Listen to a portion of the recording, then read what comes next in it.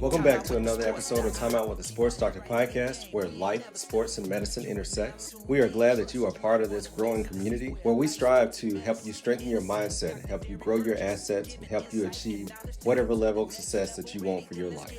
Go to our website at Dr.Derrick, thesportsdoctor.com, where you can find all the latest content, and you can also follow us on our social media channels. Now, let's get into this episode. Welcome back to another episode of Time Out with the Sports Doctor podcast. Very interesting. I just finished recording and I click back in and have a whole different background. But today we'll be talking about something that's very important, failure, right? So anyone who's been a part of my journey or who's been around this podcast for any amount of time know that I'm pretty open about my failures. And I feel that one of the things when I speak to organizations or speak to different groups, people will always come up to me and say, thank you for being so vulnerable. Most people won't share their failures with me. Most people won't share their failures with us. So I was really able to connect with some of the things that you struggled with in your past. So I feel like that's kind of my superpower, so to speak. God's orchestrated my story in a way that I cannot hide my failure, right? Or I could, but it's not worth it because I feel that the things that I've overcome in the past have really defined me as a person. It really defines the way that I interact with others. It really defines the people that I really am connected with or try to bring along or try to help them overcome obstacles in their careers or in their past. So I feel that failure is a defining aspect for me in a sense. And in failure, one thing when we hear failure, I feel that the way that we're trained, especially in the educational society in the Western world, is failure is bad, right? If you don't make a certain grade, it's terrible. If you fail a course, your whole life is going to be altered, but not really taking failure as a time to really reflect, to see, okay, what can I do better? What can I do differently? What do I need to change? It's just failure, slap on the hand, bad, don't fail again, but not necessarily learning from each and every failure to try to become better. So one book that I've been going through for the last couple of months, and I've really been excited to share this, but I just haven't gotten around to it, is Failing Forward by John Maxwell. So I've had a previous guest mention failing forward, and I was like, wow, that's a very exciting concept, failing forward, like not letting failure set you back, just keep going, but never knew that it was really based off of a book. So Failing Forward by John Maxwell. I have several pages of notes. I won't bore you with everything, but I do want to go over some of the practical things and apply my own experience to you and provide my own experience or my own twist on it, hopefully to be able to help someone. So I'll just kind of go through. They did give 15 steps to overcome failure. I will list each one of those and I will talk about some of those a little more in depth, but I would definitely recommend this book. No kickbacks to me. But I think this book is something that is very practical in helping you go to that next level. Because if you're trying not to fail, you're probably going to try not to succeed. One thing along this entrepreneurial journey that I've been on for now about 6 years is that you have to be willing to fail. At one point, I was so paralyzed. My wife and I, we would review things and we'll analyze them and analyze them and analyze them. And then finally get ready to take action. And the action was not there anymore, right? The sale had already been made. The opportunity had already passed. One thing we've grown now is we see an opportunity, we analyze it, we take action. And have they all been great? No. Have we learned some tough lessons along the way? Yes. But are we moving toward the place where we want to be? Absolutely. So failure is necessary if you're going to be successful. Just swallow that right now.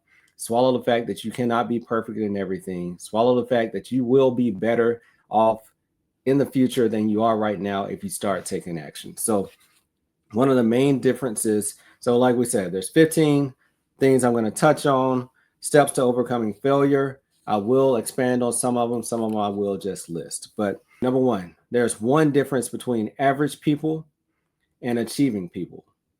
One difference between average people and achieving people. And what's that? The difference between average people and achievers is based on how you view failure, right? So define failure. So failure is not a single event, number one. Failure is not, I take this test, I failed. Failure is a process, right? What led you to failing that test? Did you not prepare? Did you not understand the concepts? Were you completely, off base? Or did you not have a good instructor? That's one thing for taking a test, right? But in life, why did you fail? Why did you not get the promotion that you wanted? Did you prepare for it? Were you working as hard as you needed to?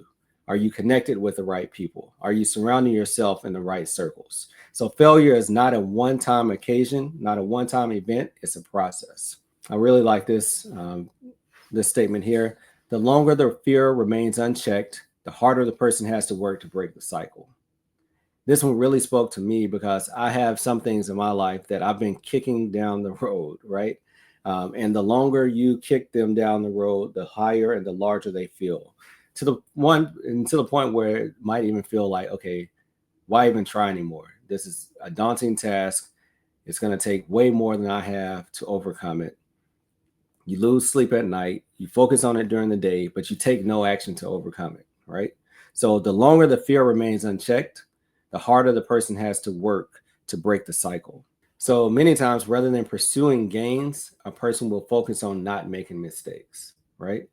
And if you're focused on not making mistakes, you're probably going to be limited. You're not going to extend yourself to your limit, because once you get to that limit, it's uncomfortable, right? Now you're in a vulnerable state. I could make a mistake. I don't want to be exposed. So let me play it safe. So playing it safe is probably going to be comfortable, but will it get you to the goal that you want? So one difference between average people and achieving people. Number 2, define a new definition of failure, right? So someone mentioned failure is like taking vitamins, right? Failure is going to strengthen your immune system to failure. The more you fail, the less it hurts. The more you fail, the more you get comfortable with saying, okay, I have to fail forward. I have to go through, I have to feel this, I have to embody this right now so I can get to the next level. So new definition of failure. I think for each person, it's going to be a different thing. One good definition is failure is a price you have to pay to achieve success. So just spin it, instead of failure always being such a negative connotation, spin it to that this is a necessary thing and it's a price that I have to pay to achieve what I want to get in life. Number 3, remove you from failure. Remove you from failure. What does that mean? Just because you failed, you are not a failure. Just because you failed, just because you fell a little bit short, you are not a failure. Just because you lost the competition, lost the particular game, you are not a loser. You have to learn to remove yourself from the failure. Don't embody it. Don't take it all in. Many times when we don't do as well as we want to, we really start to think, I might not be worthy, right? Imposter syndrome. I might not belong here. Maybe I did get here by chance. Maybe I did get here because my parents knew somebody. Maybe they did get me into this position that I really don't belong in. So do not embody the failure. Remove you from failure. So the moment of realized disaster, this is a good one. So when you fail, it feels like sometimes it is the end of everything. This is the end of my journey. This is the end of my career. Versus the moment of conscious triumph, when you feel like you can conquer the world, that you feel like there's nothing that can slow you down. Truthfully, neither is reality, right? The highs and the lows, it's usually somewhere in between. You're not as bad as your worst day, and you're not as good as your best day, right? It's usually somewhere in between. So the pain of failure can lead to the fear of failure. And that's why we really cannot just embody it, right? We have to accept it, appreciate it, shake it off, and keep going. So number 4, take action and reduce fear. Take action and reduce fear. That's very similar to what we just talked about. Don't just sit there and dwell on the failure. Move on to the next action. The quicker you can get past that failure, the next time you can get a small win. The Atomic Habits, Make Your Bed, which is another great book. My son is reading it right now. Those small wins. That's why we need to get the small wins, because we cannot dwell on losing. We cannot dwell on failure for long, because it can paralyze you. So take action and reduce your fear. Number 5, change your response to failure by accepting responsibility, right? That's what we really love to do. I was wrong, right? Admitting I was wrong, going to the front of the classroom, talking to that coach, talking to your spouse, talking to your boss. Hey, I was wrong. That never feels good, right? But we have to learn to accept responsibility. This is something that I've learned the hard way in relationships, my life in general. You can blame everyone around you, but until you fess up, until you man up, until you stare at that person in the mirror and say, I was wrong, I accept responsibility, at that point, that's when true change comes, right?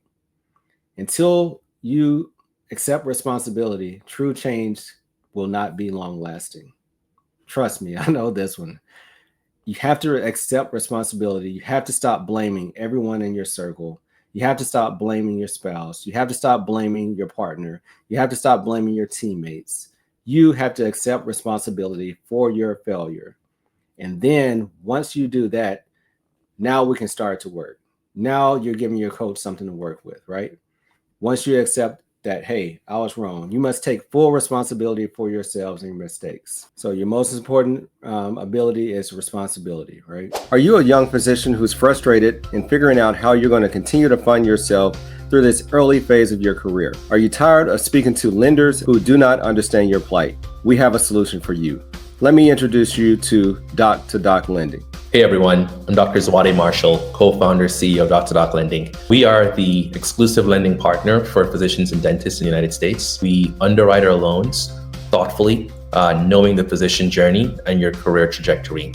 We're a company that's been founded by doctors and built for doctors because we get it. Banks don't understand all the ways in which we struggle through educational debt, consumer debt, as we're trying to make ends meet during a very challenging time of our lives. Doc2Doc is underwritten with thoughtful process that's meant to give you credit for all the unique physician characteristics that you have, like being board certified, having a dual degree, undergoing and finishing a specialty or a fellowship as well, and just being employed as a physician. All of those things give you credit to get your interest rate lower with our platform. So we are glad to partner with Doc2Doc Lending.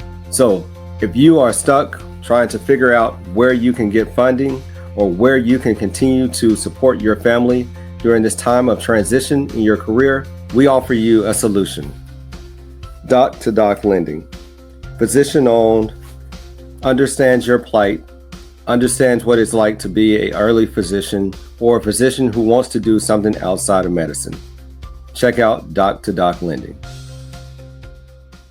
This segment is a paid advertisement for Doc2Doc Lending Inc. Loans are made available by DR Bank, member FDIC, and are subject to credit approval and available in approved states only. Representative APRs for Doc2Doc range from 9.99% to 26.99%. Terms and conditions available at doc2doclending.com. So number 6, don't let failure from the outside get inside of you. Don't let failure from the outside get inside of you. And this is one reason why it's not very beneficial to surround yourself with negative thinking or negative speaking people, right? Especially when you have high goals, be careful who you share everything with, because some people are just going to speak negativity into you. This is one important thing of coming up with groups. This is one reason why you need to surround yourself with like-minded people. Come up with support groups, whether it's family or not. Find your tribe, find those people who are like you, who are like-minded, who are not willing to just accept whatever the norm is, and surround yourself with those people. Focus on the problems that you can solve and not the ones that you cannot solve, right? You can spend so much time focusing on these big problems that no matter how much action you put towards them, you might not ever get them fixed. Focus on the small things. Focus on the problems that you can solve instead of the opposite. All right, so number 7, say goodbye to yesterday. This is something that I learned from playing football, especially playing defensive back or playing receiver, playing quarterback. Once that play is over, that didn't go well, it's over. You have to move forward. If you keep looking back, if you keep thinking back to yesterday, especially thinking about also taking standardized tests, when you click submit and you move on to the next question, it's over, right? You can't sit there and dwell for minutes upon minutes, because the clock keeps ticking and you have a lot of other things to achieve in a short period of time. The more you look back, the less time you have to look forward. So there could be easy wins in your near future. If you're focused on looking back, you're wasting valuable time. So say goodbye to yesterday. Number 8, change yourself and the world changes. Change yourself and the world changes. To me, what this means is that You can wait on everyone else to change.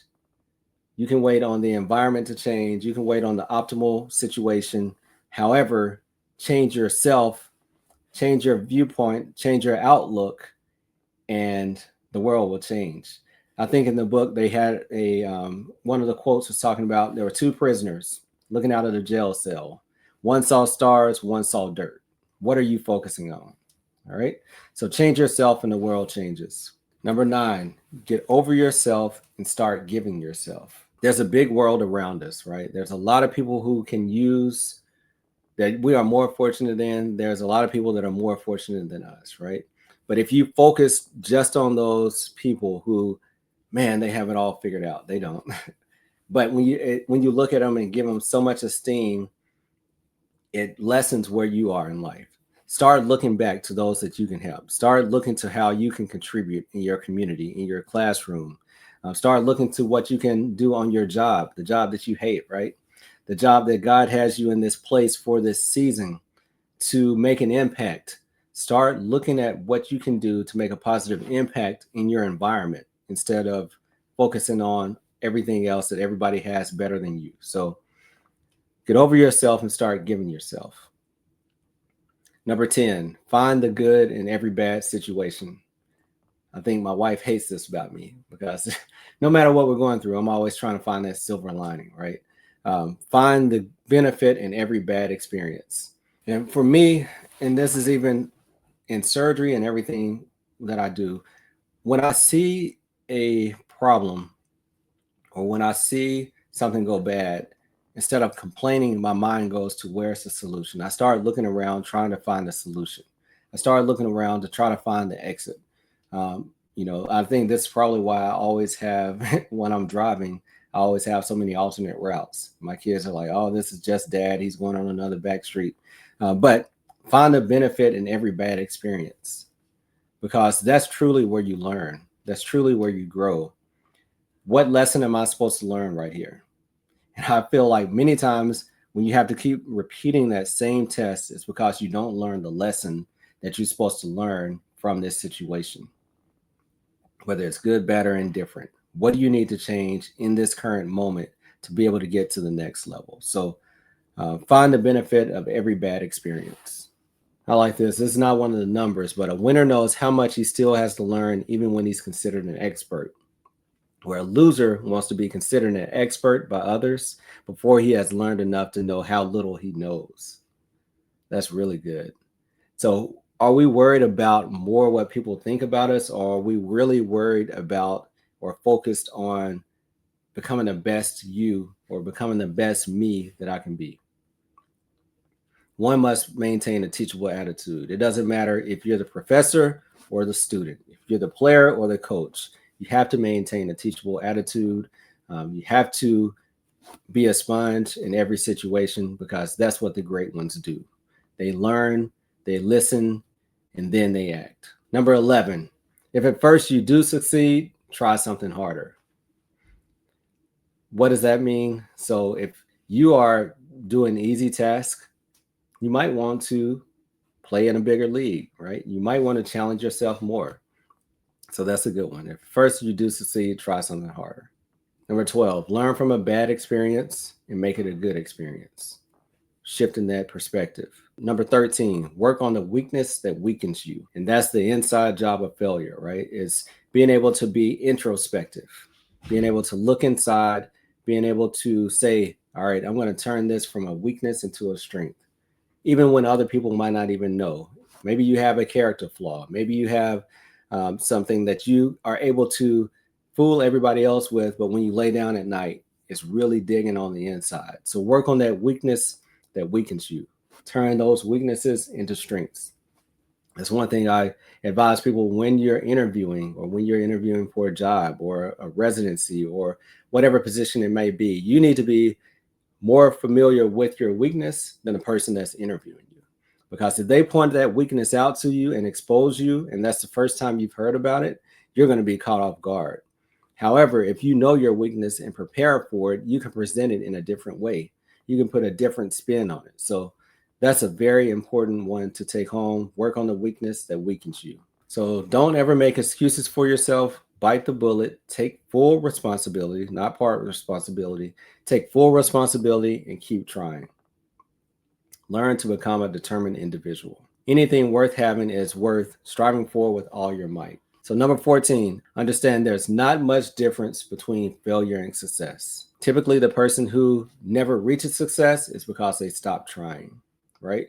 You can fail 7 times, that 8th time could be your pass rate. I failed so many times in my early career, from standardized tests was a struggle for me. Other people, it came natural. It was a struggle for me. And it was rough, getting those grades and failing and having to wait and retaking tests and restudying and sacrificing holidays and sacrificing events with the family so I could keep taking these tests. But I knew the end goal, and I knew how far I'd already come to not let one test derail me. So understand that there's not much difference between success and failure. Really hone in on what is keeping you from getting to that next level. Many times it's having that tenacity and persistence to not give in, right? Every time you face mistakes and move forward in spite of them, it's a test of your character.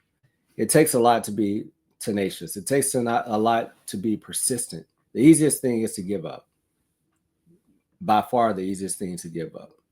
Get up, get over it, and keep going. That's the name of the game. That's what's going to keep you from being a loser, or that's what's going to keep you from being a failure for a long time. So that's number 15. Get up, get over it, and get going.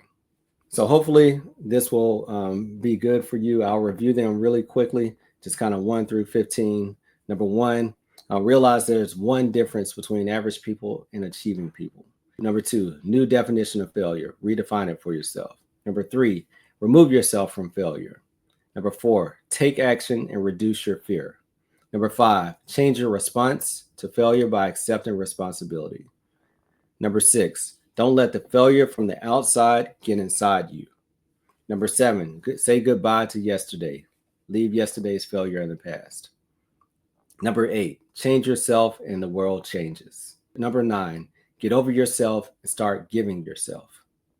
Number 10, find the benefit in every bad experience. Number 11, if at first you do succeed, try something harder.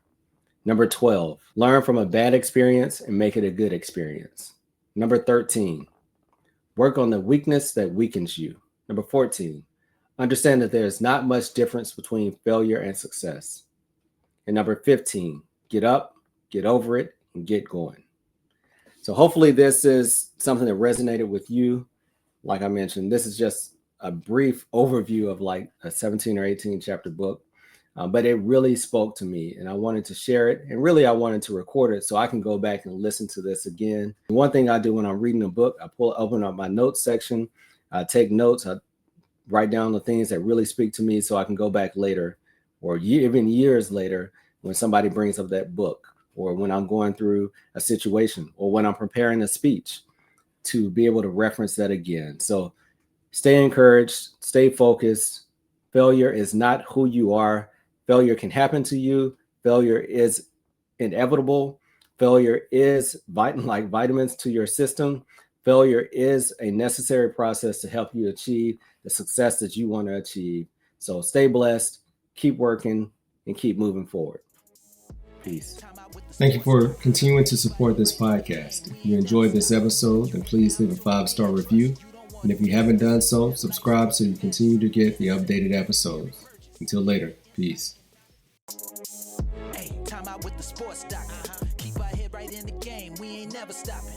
You are now tuned in. Trust you don't want to miss. This is where life, sports, and medicine